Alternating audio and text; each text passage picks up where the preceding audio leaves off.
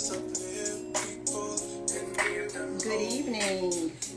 I am Dr. Sonia Cunningham Leverett, and in just a moment, we're going to pick back up with our author interviewing series. Just to let you know, this year is already off to a bang.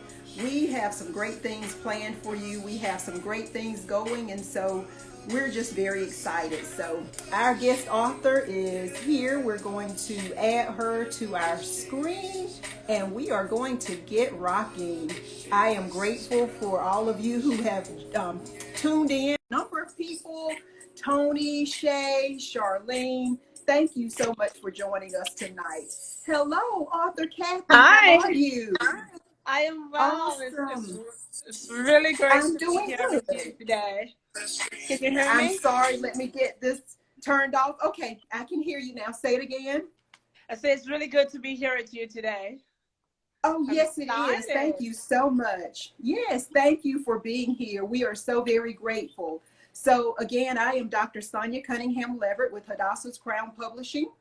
And tonight we are extremely happy to have with us CathyAnn Alexander, who is the author of Maya the Soldier's Daughter, a beautiful book that we have here. And so my ring light wants to reflect on it, but you can see that beautiful I have my glossy coffee too. cover. Awesome. There you go. Awesome. So let's get started. And if you will, give us some background, tell us about yourself, but also tell us about your other publications as well, because you're authoring this book. It wasn't your first go round. You have some other exciting books out there as well. Yes. So thank you for the opportunity to be here to talk about my books. So I've been working with you for the last couple of months on Maya the Soldier's Daughter. But so Yes. I am an author of 3 books, 2 children's books, and 1 book of motivational quotations. So the first book I wrote is called Wise and Witty Words for Your Life's Journey. And I guess before I tell you a little bit about it, I'll pretty much tell you a little bit about my background and why I got into writing. I grew up on the Caribbean island of Grenada. Anyone from Grenada? Shout out to Grenada. And so I was raised by my uncle, he was a high school teacher, and so he was my English teacher, and I had no choice. I had to do well in English, and from there, basically because of that, I started writing. I've always been into writing, but for me, what I'll say, Sonia, is that my writing started with reading. So I first had a love for reading, and I pretty much read everything that I came across. I read from the Nancy Drew series to the Hardy Boy series, and Yes. words is right. So I don't know if you remember, probably growing up reading those books, also Virginia Andrews, that whole series. And I was always inspired by authors and writing, and words really always jumped out for me. And so because I always got inspired by words, I wanted to be able to feel that same passion, within my own self, by pushing myself to see if I had that, the capacity to be able to feel the same thing that the words helped me to feel. And so that's why I started writing. And that's actually why I started writing I wrote my first book, Wise and Witty Words. What it is, it's a book of motivational quotations. It's 102 different quotations. They were mostly inspired by other authors, other quotations, but it's 102 quotations that I pretty much came up with myself. And the reason why I wrote this book is because I, like most people, we have a lot of struggles in life, but so I had some difficulties in life, and I always went to what helped me a lot is motivation, different books of motivational quotations. And because I was always inspired and always motivated by quotations, I wanted to turn around and do the same thing. So the whole purpose of this book is to have people understand that it doesn't matter what your struggles are in life. All you really need is some good words to help motivate you and help inspire you. So that's really what Wise and Witty Words is about. It's just motivational quotes to kind of help inspire you and help your own life journey. And that's actually the subtitle, which says inspirational words to help measure your life and keep you on track. So whatever situation is going on in your life, it doesn't matter. Some good words can help jumpstart where you are. That sounds like a title everybody can use. I know I can. So I need that book. I do. And then your children's book, your first children's book. Yes. So, this is interesting, right? So my first children's book is called The Tale of Hodassah. So I have it here, The Tale of Hodassah, the Traveling Bee. And so that book was inspired by, believe it or not, it was inspired by a true story. So I'm an educator, just like yourself. I'm a New York City teacher. I'm currently right now at a leave of absence from teaching. But so I live in New Jersey. I live in New Jersey and I work in New York. So I always commute to work by bus. I used to take an express bus. And on this particular day, as I was waiting for the bus, there was a bee that came in the line, and the bee actually got on the bus. So when the bee got on the bus, it was, so just imagine, right? So bee on the bus, the doors closed, windows are closed, everyone's on the bus, and people are just petrified. So it's just a lot of people just saying, get the bee off the bus, open the windows, just let's get the bee off the bus. And that literally, went on for about 10, 15 minutes. And finally, someone opened the window and the bee went off the bus. And believe it or not, that was the inspiration behind The Tale of Hodassah, the Traveling Bee. So it's based on that little story. Yes. But so this book is about this. So it's Hodassah, as you can tell, the name Hodassah. So it's this little bee that lived in this town called Beesville.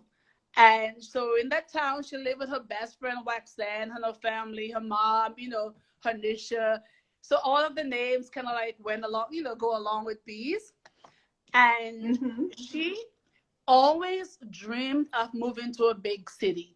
She's literally never been outside of Beesville, had no idea what life was like outside of Beesville, but she always dreamed of moving to a big city and meeting a prince and having lots of beautiful babies. So, yeah, right. So, so basically what she did every day, she would go out exploring into the forest and just flying through the forest. And then on this particular day, she went so far into the forest without giving the whole story. She went far into the forest and she was able to see a whole new, new city on the other side of the forest. And that's where her exploration started. And so this is going to be a series. I'm actually working on the second one currently. Okay. And so the whole point is to get kids to understand that it doesn't matter where they are in life. They have to be able to dream big, because here's this bee, right? Never been outside of Beesville, but she had this big dream to move away from Beesville. So it doesn't matter what your situation is in life. You always want to dream big and think outside of the box. And that is the whole story of The Tale of Hodassah. Wow, I love that. I do. And I've had the pleasure of reading that one, and just the creativity with the names and the traveling. It is all amazing and beautiful illustrations. They really are. But that book is so much on the theme of my first children's book, BJ's Big Dream. And so that's my message to children whenever I go. It doesn't matter which of my books I read to children. That's always my message to them. And it's like, and then you have to explain to children what a big dream is, because you have to explain the different types of dreams and so forth. But I love that concept. And so we definitely match themes when it comes to the children's books. And so great minds think alike. Yeah, exactly. Well, and as educators, our goal is to build children up, because there's so much negativity and there are just so many things that can tear them down. We want them to steer clear of the negativity and just, rise above it all. But even I see that in Maya, the soldier's daughter, and that, there's some rough moments for Maya. There really are. But Maya has a dream. She has a literal dream inside the story that it's not going to always be this way. And actually, she foresaw that her, you know, the misery she was feeling at the time was almost done. So that's another thing to dreams, and just, you know, Yeah. realizing that the present moment doesn't always have to persist. So I like that.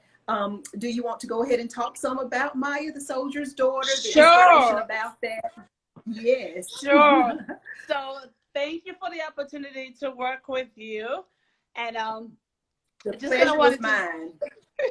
just gonna wanted to say that so, and for anyone looking for a publisher, you can reach out to Sonia, like I did. And I had no idea, by the way, I had no idea she was my, you know, soror. So, you know, so I actually got 2-in-1, a publisher and my sorority sister here. So thank you for that. But so yeah, Thank this is you. Maya, the soldier's daughter. And Maya was inspired by my deployment for those of you who don't know, I've been in the military for a while, and actually I just hit 23 years in the military. And Congratulations and thank you. thank you, appreciate it. And so yeah, back in 2017, I was sitting at home minding my business, checked my email, and then I found out that I was getting deployed. I found out I was getting deployed. I've been deployed before, but it was like an in-country mobilization. And I found out I was getting deployed, and so I had a 1-year deployment to Kabul, Afghanistan.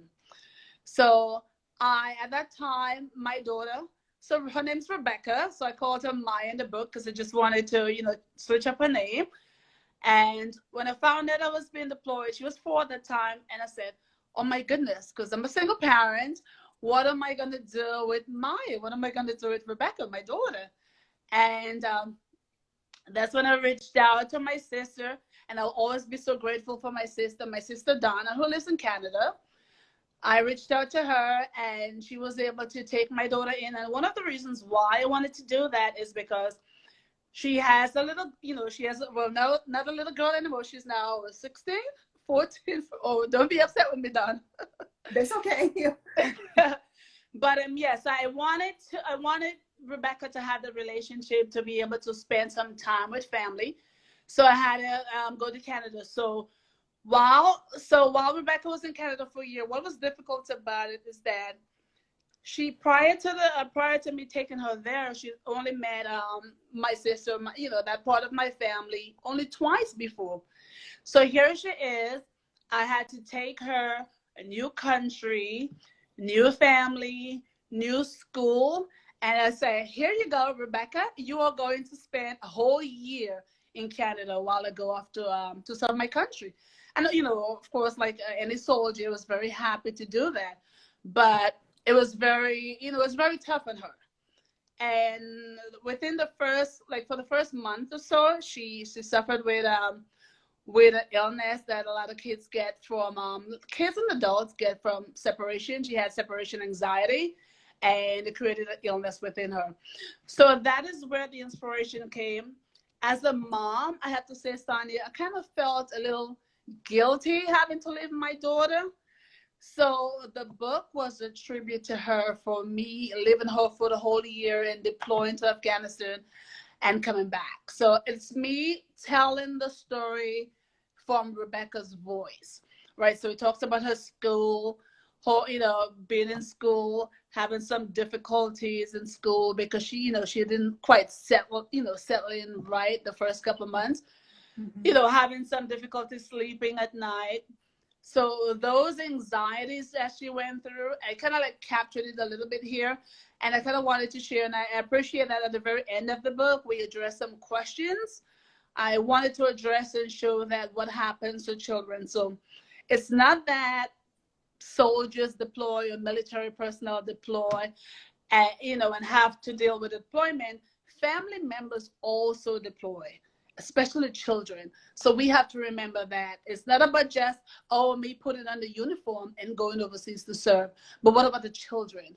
What is their contribution? How are we dealing with the children? So that, although it's a children's book, but it's a very vital story to hear that talks about, you know, Maya and whole experience, and, you know, kind of for us to shine a light on what military children go through when their families are deployed. Or not just deployed Exactly. overseas, but really just serving, period, within the country. Exactly. Well, you do an excellent job of telling the story through Rebecca's eyes, Maya in the book. So what has her reaction been? So this was somewhat a gift to her, a tribute to her. What has been her response? So she actually has been very excited about it. And so what I actually did to make her feel as though she was a part of the book, I Mm-hmm. allowed her to, to help create the images. So as you look at the different the images of the children that's in the book, some of them reflect her own friends from her old school, friends from church, and even one of her cousins, and also my sister and my niece also are part of the book. So I allowed her to, to have her own voice in terms of being a part of the story, and she's really excited. She's like, oh my, and she talks about it to her friends. So she's excited. I'll have you meet her at the end of the interview. She's That's awesome, awesome. I look yeah. so forward to that.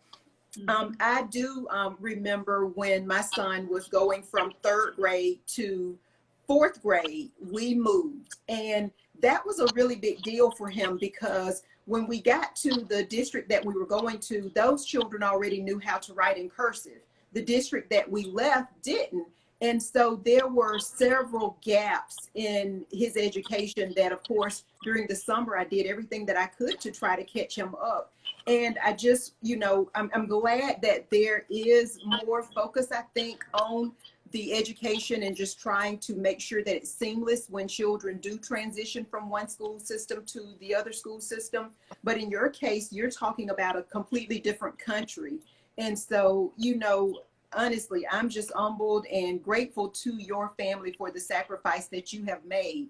So I'd like to spend a few minutes talking about the separation anxiety, and then we'll move into just talking about military families and perhaps any advice that you might have to help other military families make their children's transition smoother, but also helping us as educators, helping other parents and other children, be cognizant of the sacrifice that's being made and what we can all do. Because what I loved about the book was how excited the children were when Maya's dream came true. And I don't want to tell the whole story because I want our followers, our listeners to go to Amazon and to purchase the book and to support you as an author.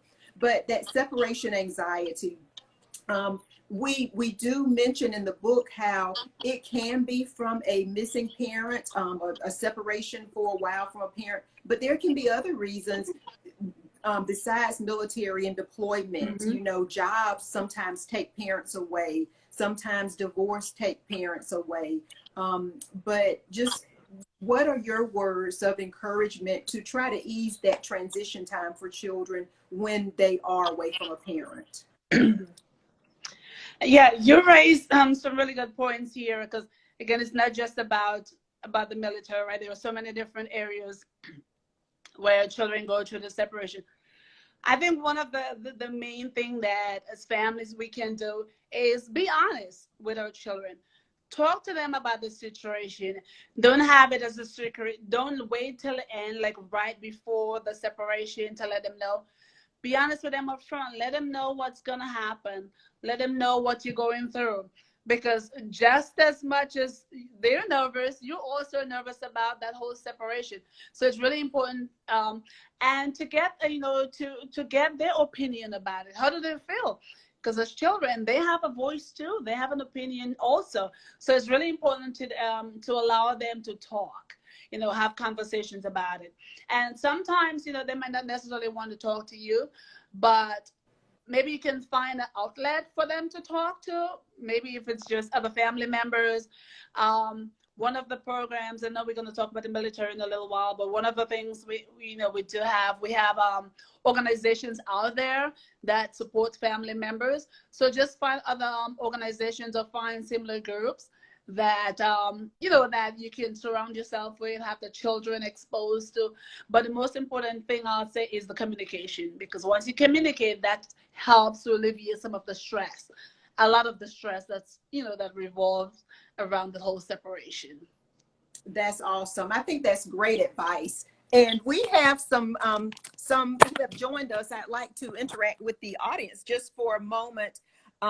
We have veterans of New Jersey who have joined and are saying we support your efforts. So we are so grateful for that. Thank you so much. And to everyone who has joined us, New Jersey Realtor, and I can't say all of these names, but someone Thank has you. commented that children undergo anxiety in so many ways. And so you captured in such a caring and an authentic way, very moving experience after my read. So thank you for that.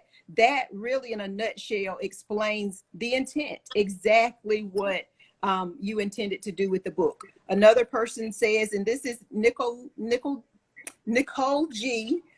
She says, I So, love that the book hi, allows Sam. children to express their feelings. That's right. And so thank you all again for joining us. So let's get back for a minute to, Mount Vernon cannot wait to distribute the books to the scholars. Principal Nicole Gilmore, Mount Vernon Avenue Elementary School. So shout out to you all, and thank you so much for joining. We are, again, grateful to have you. Thank you so All much. right. That is my sense. Another educator, Awesome. she totally understands, right? Yes. Well, in reading some of the articles that come through from district administration, one of the articles, it talks about four of the hurdles facing military families. For example, difficulty managing differing academic standards in school curricula between states and schools, challenges faced by families, especially if there are any special needs that the child might have, problems for school professionals tasked with managing the transitions, because as a former classroom teacher, I can say when, I remember having 36 students in the classroom, and there was one time I Hi. had, I had IQs ranging from 80 all the way up to probably 150.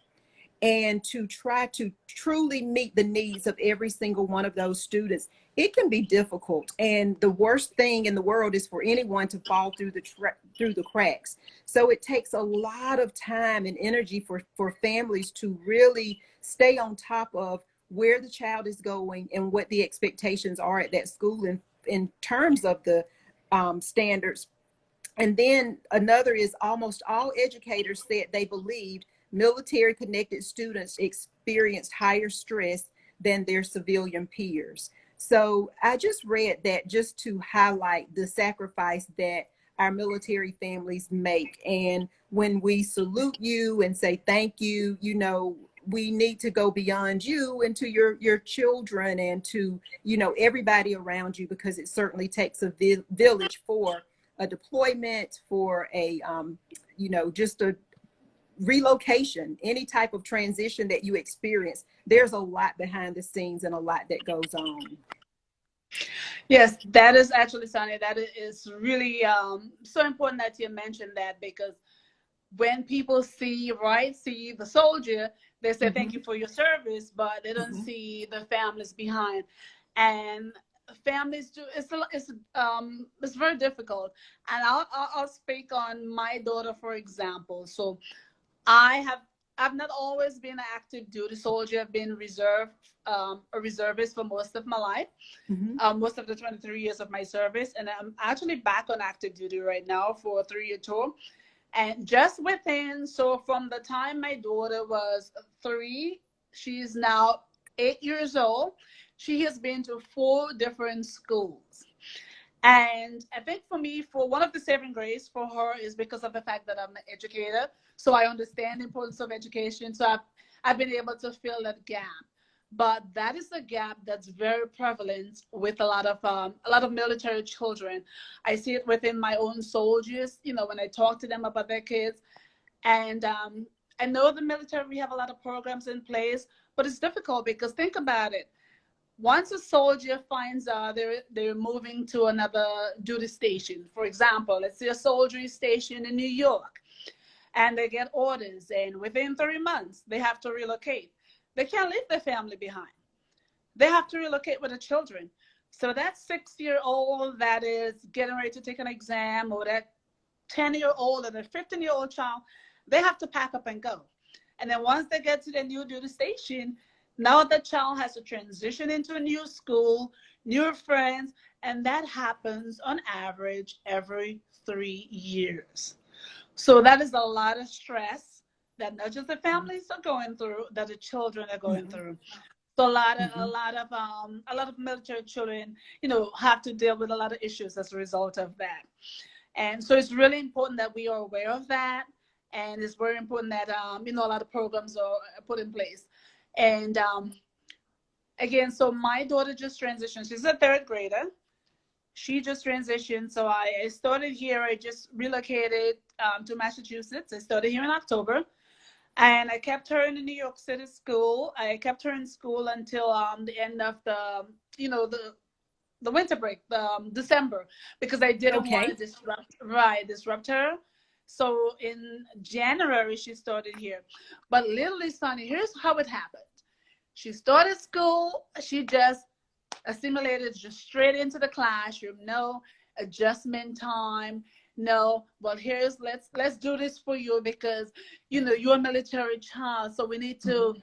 transition you slowly. It was none of that. And it's a great school, but I think a lot of the public schools should have some type of program to help transition the kids, just to kind of get them comfortable and adjusted. Mm-hmm. So it's just, here you are, here's your class, here are your classmates, here's your teacher. Mm-hmm. Now, what's your timetables? Let's do some fraction. And that's really how it works. Wow. So thank you for bringing that up, giving some statistics on that. But it's really important that we acknowledge that and understand what a lot of military families are going through. Exactly, exactly. And so this article that I was referring to refers to the academic difficulties that can confront the Mhm. family. But, you brought up another good point. We don't think about the social implications because, there are just some that come with being the new child and then being the new child over and over and over again.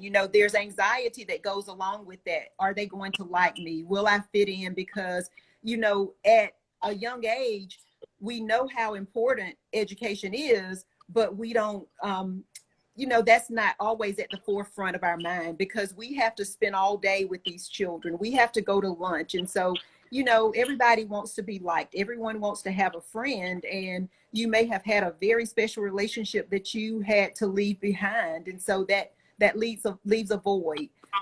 There's just a lot to think about. When I was growing up and all through school, I was just ignorant to the fact. I just, looked at all of the privileges of military families like, wow, you've lived in all of these places. Yes. So Yeah. your exposure to so many different things is just phenomenal. And all I saw were all of the advantages. And yes, it does have a number of advantages, but I think more recently, and then too, in working with you on this book, it's opened my eyes to a lot more behind the scenes that we don't talk about, that we don't look at, that we don't even, think about and consider as civilians. Right. And that's it's really important that you say that because for me, I've always been, I guess I'll classify myself as an introvert. I've always been on the quiet side. And I noticed that about Rebecca. And I sometimes I say to myself, well, maybe she's like that because it's genetic. That's how I am. But sometimes I think a lot of bit of that is because she's always moving. Yes, there's a lot, like you said, there's a lot of benefits. She's got to live in Canada. She's gotten to, she's only 8. She's gotten to go to Thailand. She's been to Grenada a couple of times. She gets to travel. Well, we can't do that much now because of COVID. But That's right. sometimes what I find, Sonia, is that I find myself pushing her to make friends. And I'm always saying, and especially I saw it a lot when she was at home doing virtual learning. I'm always saying, okay, Rebecca, you got to raise your hand. You got to, you know the answer. Don't just wait for the teacher to call you. Raise your hand. And she's like, well, I don't want to speak or I don't want to say anything. So now I find myself pushing her to develop her social skills. And I'm thinking a lot of it is because she's constantly, changing environment, changing friends. So I don't want to blame that solely on the military transition, but that's one of the things I'm already noticing, and I'm trying to create a shift there. So those are things that we also have to look at too when we talk about the military and the separation, and what it does to the social skills of our children. Well, it's great that you're on top of it, that you're noticing things, and that you're being proactive. One of the statistics from the article says that in the survey that was conducted of the 1.2 million children of active duty military families that are enrolled in the United States and abroad, 41% of military families felt that schools met their students' needs. And so that is, for me, that's a failing report card for our schools. We have to do better. We have to raise the bar, and we have to do a better job. I hope that the individual indicators on this survey are broken down, and there's a plan put in place to, like I said, just, improve, to make things better, because for families that sacrifice so much and serve us, we really need to roll out the red carpet and just make everything as best we can. So a few of the initiatives that are hopefully in place going forward: improving the district's ability to track military connected students. That should improve things, as well as expanding support for any students that have special needs. Encouraging states to start the Purple Start School program. And that's something we all can research and learn and find out more information about. And then there's also a program called Operation Educate the Educators. That's something that our current administration is looking into restarting. So that could be a better support for our military families as well. So, I think those. Go ahead. No. I was going to say, those are some really great programs that you just just mentioned, and I am hoping that once a lot of those programs are implemented, they will make a great difference. I just wanted to just differentiate something here. So when we're talking here, and we're saying that a lot of the schools are not giving the full support to military children, I just want to differentiate a little bit here. So the Department of Defense, the military, has its own schools, right? So there are a lot of schools that's ran by the Department of Defense, but we don't have a lot of the schools every major city or every place where we have large duty stations. So a lot of times you have military children going to the regular public schools. So when we have children that's been educated by Department of Defense schools, Department of Defense run schools, we have a lot of those programs in place, because the majority of the teachers, they have the military experience. They have been trained by the military personnel, so they understand, right? And that is the piece we are now working on, and hoping will be fully implemented within the civilian population, because that's where, unfortunately, not to knock the civilian population, or I guess organizations, but sometimes it's just really in a lack of knowledge. Luckily for me, for my daughter's teacher, she was a military brat. She grew up in the military. Her father is retired military. So that's great. She knows, right? So Rebecca has that connection with her, right? She knows that piece. She can connect to Rebecca. But we also have schools where a lot of people don't really know the ins and outs of the military. And I have to say, even as in some cases we have the educators who are not really supportive of military, and I experience this a little bit, as an educator. Sometimes every time I have to go away to a training, having to tell my principal or my assistant principal, well, I have military this weekend.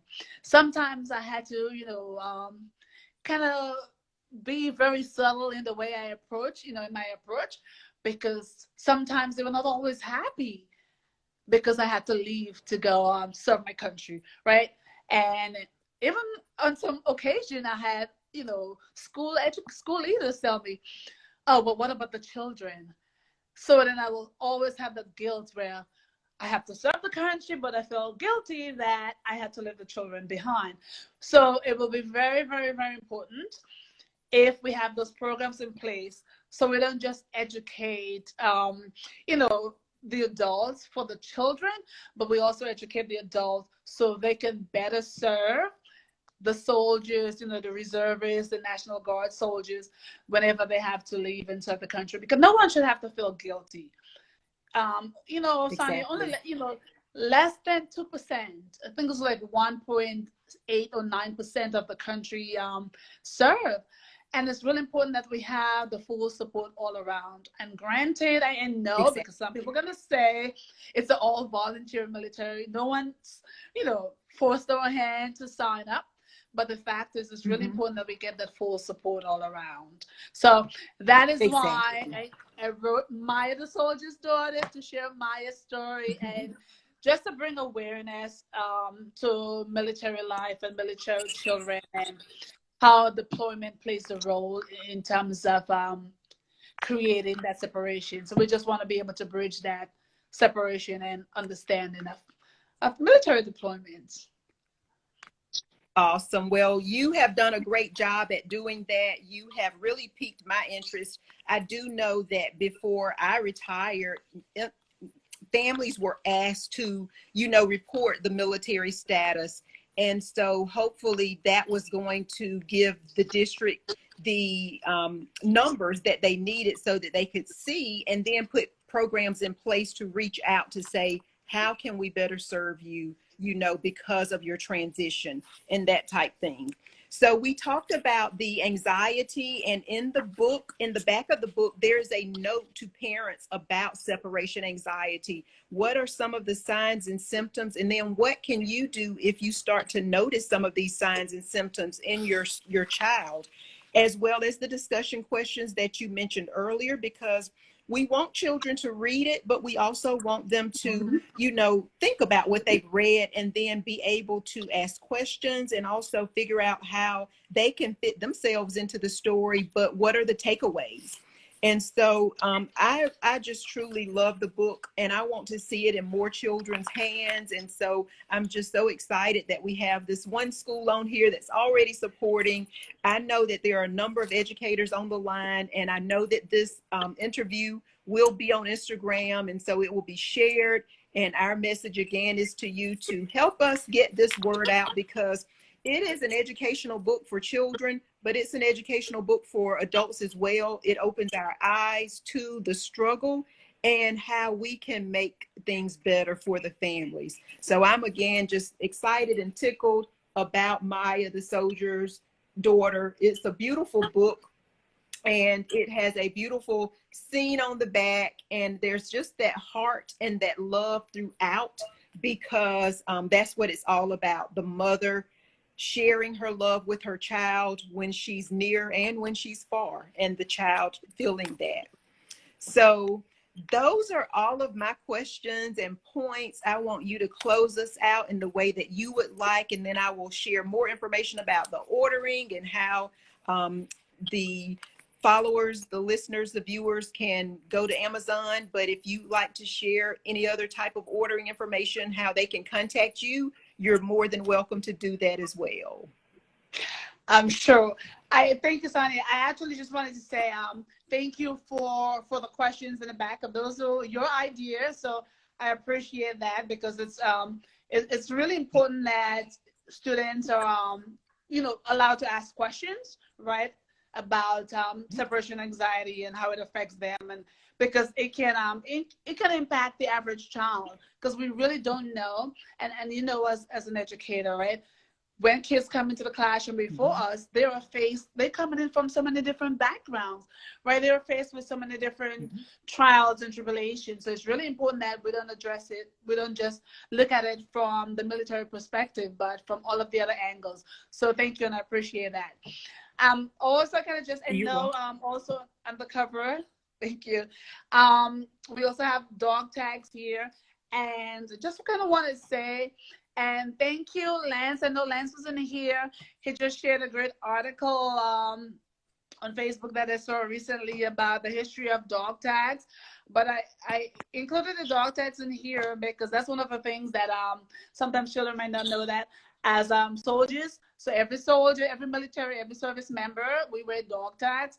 So in case, something happens, you can be identified by the dog tags. But that is a symbol that represents the military. So dog tags. So if you want to read about the history of dog tags, I'll also share that because I know Lance just shared that with me, and I thought it was a great article. But I definitely will be writing more about Maya, the soldier's daughter. I want to continue to share her story now as a military brat and share her story in terms of what she'll be going through moving forward in the years in terms of education. And then we can probably, look to see what kind of impact it's having on her and how that piece is going. But if you want to know more about if you want to know about my other books and just learn about what else I'm working on, what other projects I'm doing, feel free to check, to follow me on Facebook, Instagram. You can check out my website. It's my name, CathyAnnAlexander.com. And my main thing right now is just working on Maya the Soldier's Daughter and continuing to work on Wise and Witty Words for your life's journey. So I'm really into writing. That's my new thing now. And Sonia, believe it or not, I have, even today, sometimes I tell myself, well, I'm not really an author, but I have to claim it, right? I'm writing. This is my third book. Yes. And so I enjoy writing. And if you have any questions about writing and what is it, what motivated me, what inspired me to writing, feel free to reach out. Any questions in terms of how to move forward. If there's anything, any projects you're working on, feel free to reach out to me and I can provide some support on that. So I'm really excited, to continue the journey and continue working with you, Sonia, on future projects. Awesome. Well, I look forward to it. I know we had some questions I wanted to ask you about. You're so busy. When do you find time to write? But you are definitely an author. This was your third title. I know there's some more that are going to be coming, but I'd just like to say you're such an inspiration. Thank you for your service. Thank you for what you do. And I hope that the writing, I feel that it's very therapeutic that you get an opportunity to, do something that releases your mind. And who is this beauty right here? Say hello. Hello. This is Rebecca. Hello. Maya. Hello, Rebecca. Hello, I am Sonia Leverett, and I love your choices and what you did with the book. I really do. See, what do you say? Thank you. You're so welcome. Great job. So she's on the quiet side. Awesome. Well, you're beautiful, just like your mother. And I think the illustrator did a great job of depicting you both in the book. And I would like to thank you for your service, your sacrifice, and your dedication to our country, because I acknowledge that, and it truly means a lot. Yeah. And she's awesome. Thankful. Well, great. Well, it's so nice to meet her. It really is. And I hope that the current transition continues to go well. I certainly wish for both of you the very best. And again, to our followers, again, this book, well, I won't say if it's not for you, because it should be. This is something that you should want to read, and then share it with others, pass it along so that we can all be educated about military families and just, the perseverance that they have to overcome the everyday battles and challenges that they're faced with. So it's been a pleasure. It's been a great night. Thank you so much, CathyAnn, for following or for interviewing with me tonight. And I ask you all, if you'll continue to follow Hadassah's Crown, we will continue to have some great things coming for you. So everyone, have a wonderful and a safe night. And again, thank you for joining us. Thank you so much. It was a pleasure to be here. Have a good one. Thank you. Bye. Same to you. Bye-bye. Bye-bye.